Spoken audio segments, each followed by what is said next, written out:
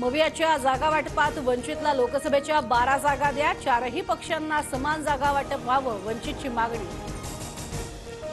लोकसभेच्या जागा वाटपावरून शिंदे गट आणि अजित पवार गटात रस्सीखेच, लोकसभेसाठी समसमान जागा वाटपाची दादा गटाची भूमिका, सूत्रांची माहिती।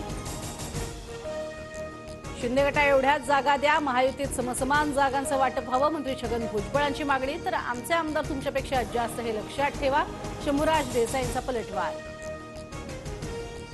केंद्रीय गृहमंत्री अमित शहा यांच्या हाती लोकसभेची सूत्र, प्रत्येक मतदारसंघात 4 ते 5 जागांचं क्लस्टर करून एक प्रभारी देणार। प्रत्येक क्लस्टरमध्ये मोदी, शहा, राजनाथ सिंग दौरा करणार।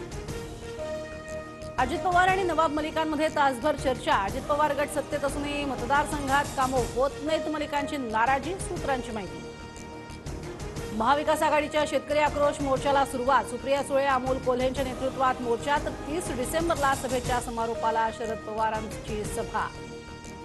25 कोटींचा घोटाळा, तरीही अजित पवार सत्तेत, पवारांना जेलमध्ये जावं लागणार। शिखर बँक घोटाळा प्रकरणी नवा खटला दाखल करणार, शालिनी पाटील यांचा दावा।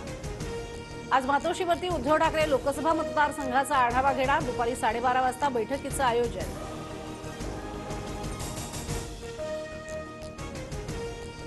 काँग्रेस नेते सुनील केदार यांच्या जामीन अर्जावर आज निर्णय होण्याची शक्यता, नागपूर जिल्हा बँक घोटाळा प्रकरणात केदार दोषी।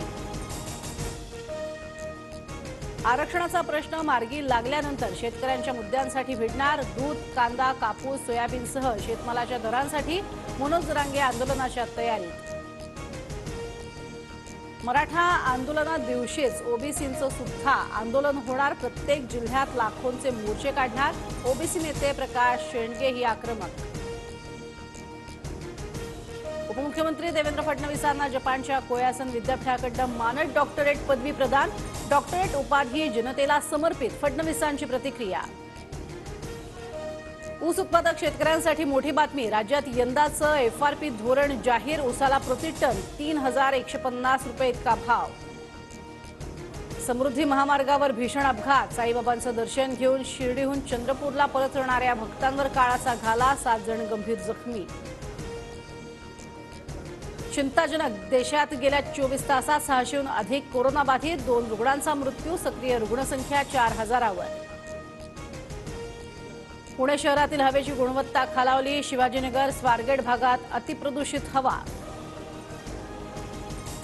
दिल्लीमध्ये इस्रायली दूतावासाजवळ स्फोट, घटनास्थळी राजदूतांच्या नावाचं पत्र, स्पेशल सेलकडून अधिकचा तपास सुरू। राम मंदिराची पहिली झलक समोर, 22 जानेवारीला अयोध्या नगरीमध्ये श्रीराम मंदिराचा लोकार्पण सोहळा, सोहळ्याची निमंत्रण पत्रिका समोर।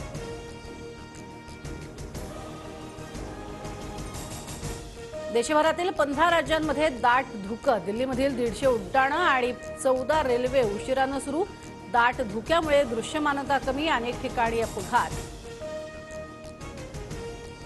महिला कुस्तीपटू विनेश फोगटचं पंतप्रधानांना पत्र, खेलरत्न आणि अर्जुन पुरस्कार केला परत।